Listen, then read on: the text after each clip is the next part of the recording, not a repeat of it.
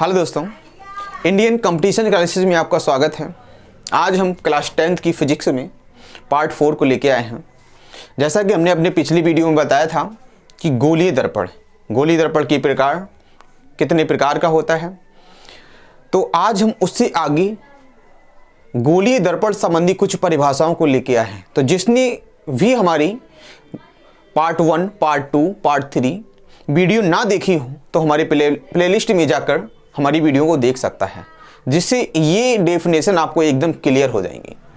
तो बने रहिएगा हमारे इस वीडियो में अंत तक। तो आइए समझते हैं कि गोलीय दर्पण संबंधी परिभाषाएं होती क्या है।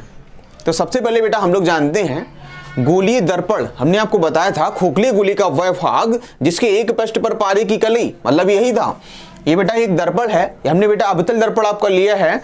तो खोखले गोले का वह भाग, मतलब खोखले गोले का ही एक भाग होता है। तो खोखले गोले का वह भाग जिसके एक पृष्ठ पर पारे की कली या लाल ऑक्साइड का पेंट्स किया जाता है, क्या कहलाता है? गोलीय दर्पण कहलाता है। तो अब हम इसकी डेफिनेशन देखते हैं कि इसके संबंधी क्या क्या परिभाषाएं होती हैं। तो गोलीय दर्पण में काफी बिंदु पाए जाते हैं। तो सबसे पहले हम बेटा जानते हैं कि बेटा सबसे पहले क्या होता है? बेटा वक्रता केंद्र होता है। क्या होता है?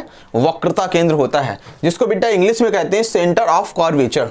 Centre of curvature. तो आइए समझते हैं कि वक्रता केंद्र होता क्या है। तो देखिएगा, हम लोग जानते हैं कि प्रत्येक गोले में उसका केंद्र जरूर होता है। जो भी कोई खोखला गोला होता है उसका कोई न कोई केंद्र जरूर होता है। हमने बेटा एक चूड़ी का एग्जांपल लिया था। तो चूड़ी के एग्जांपल में हम लोग क्या करते हैं, ये चूड़ी के द्वारा ही बना हुआ है। मतलब चूड़ी बीच से कैसी होती है बेटा? खोखली होती है। तो जब ये चूड़ी के बीच से बेटा बना हुआ है तो यहाँ पे बेटा हमने क्या मान लिया, ये एक ही भाग तो हुआ चूड़ी का। जब एक ही भाग है, जब चूड़ी का ये एक भाग है तो बेटा क्या बन गया आपको? अवतल दर्पण। तो एक भाग को ही हम लोग क्या कहते हैं? वक्रता केंद्र कहते हैं। तो हम लोग क्या कह सकते हैं? देखिए डेफिनेशन एकदम सिंपल है। खोखले गोले का वह केंद्र जिसका दर्पण एक भाग होता है। क्या बताया? खोखले गोले का वह केंद्र जिसका दर्पण एक भाग होता है, वक्रता केंद्र कहलाता है। यही बेटा हमने नोट भी कर दिया गया है कि खोखले गोले का वह केंद्र जिसका दर्पण एक भाग होता है, वक्रता केंद्र कहलाता है। इसे C से प्रदर्शित करते हैं। आगे बेटा देखिएगा, दूसरी डेफिनेशन हमने क्या ली है? दूसरी डेफिनेशन बेटा हमने आपके ली है बेटा पोल ऑफ मिरर, जिसको इंग्लिश में कहते हैं बेटा पोल ऑफ मिरर, और बेटा हिंदी में इसको कहते हैं बेटा दर्पण का ध्रुव। तो कोई भी दर्पण हो, इसका बेटा कुछ ना कुछ बेटा केंद्र जरूर होता है, जो ध्रुव जरूर होता है। तो बेटा हम लोग समझते हैं तो गोलीय दर्पण के परावर्तक तल का मध्य बिंदु, गोलीय दर्पण के परावर्तक तल का मध्य बिंदु दर्पण का ध्रुव कहलाता है। दर्पण का ध्रुव कहलाता है, जिसे इंग्लिश में कहते हैं पोल ऑफ मिरर। तो आइए देखते हैं बेटा, हमने बेटा इसकी भी डेफिनेशन जान ली कि दर्पण का ध्रुव क्या होता है। तो गोलीय दर्पण के परावर्तक तल का मध्य बिंदु दर्पण का ध्रुव कहलाता है।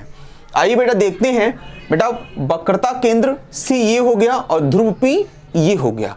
अब बेटा समझते हैं कि बेटा मुख्य अक्ष क्या होती है।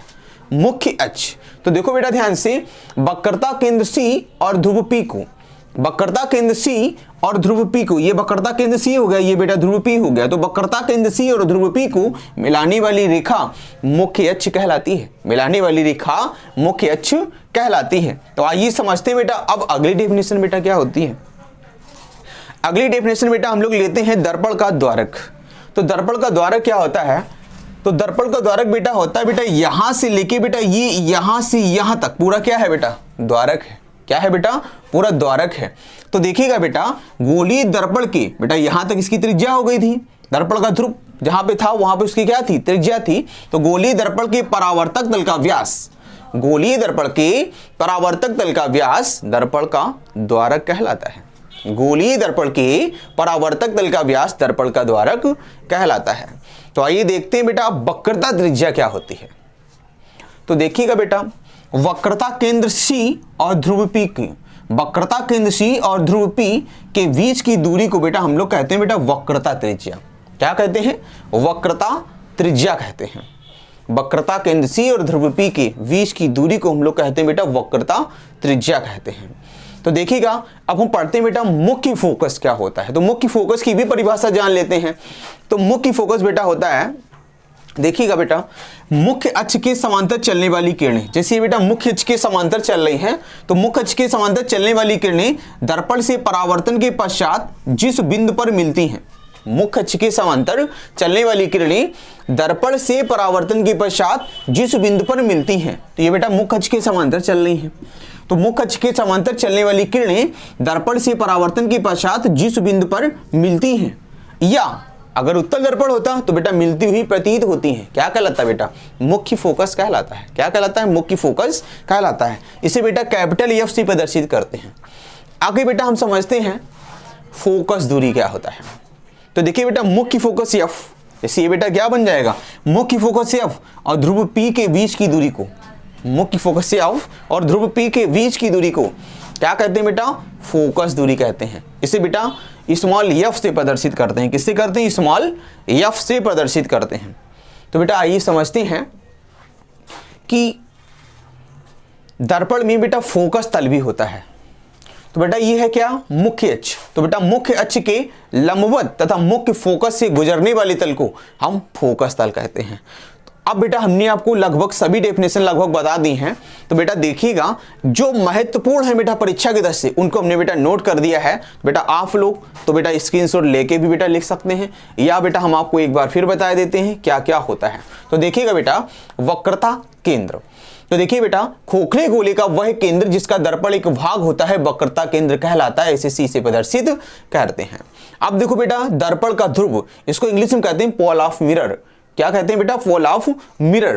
तो गोलीय दर्पण के परावर्तक तल का मध्य बिंदु दर्पण का ध्रुव कहलाता है। इसे पी से प्रदर्शित करते हैं। आगे बेटा क्या कह रहा है? मुख्य अक्ष, प्रिंसिपल ऑफ एक्सिस। देखो बेटा क्या होता है, वक्रता केंद्र सी, वक्रता केंद्र सी और ध्रुव पी को मिलाने वाली रेखा क्या कहलाती? मुख्य अक्ष कहलाती है। आगे बेटा हमने लिया है वक्रता त्रिज्या, जिसको इंग्लिश में बेटा कहते हैं रेडियस ऑफ कर्वेचर। तो देखो वक्रता त्रिज्या क्या होती है? वक्रता केंद्र सी और ध्रुव पी के बीच की दूरी को वक्रता त्रिज्या कहते हैं। देखिएगा आगे बेटा दर्पण का द्वारक, तो गोलीय दर्पण के परावर्तक तल का व्यास दर्पण का द्वारक कहलाता है। तो देखिएगा अगर हमारा वीडियो आप लोगों को पसंद आया हो तो बेल आइकन को दबाना ना भूलें, जिससे आपको प्रत्येक वीडियो आप लोगों तक पहुंचता रहे। अगर वीडियो बेटा पसंद आया तो बेटा लाइक एंड शेयर जरूर करें और बेटा सब्सक्राइब करें, जिससे हमारा मनोबल बढ़ता रहे। धन्यवाद। जय हिंद। वंदे मातरम।